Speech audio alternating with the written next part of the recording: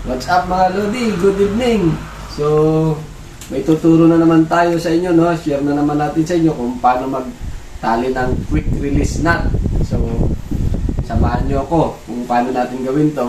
Pero bago natin gawin, shout out muna kay Domingo Imaya at kay John Blair Saniel, ang master ng paggawa ng duyan namin on board.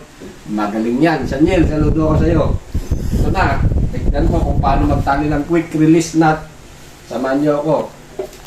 Yan, ito, working end. Lagay na natin dito.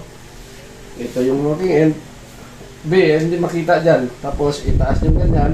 Itis nyo. Itong ganito. Ibalik nyo lang ganyan. O, yan. Kita ba, kuya? Tapos, alis din, B. Ito. Duwatin yung ganyan. Tapos, hilahin nyo lang to. Hila. Hila lang. Mamaya na. Hila. Mamaya na, mamaya.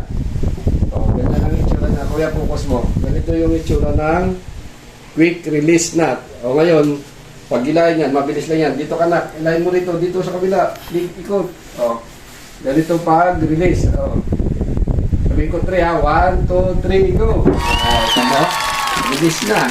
Ganyan lang pag release. Okay, thanks for watching.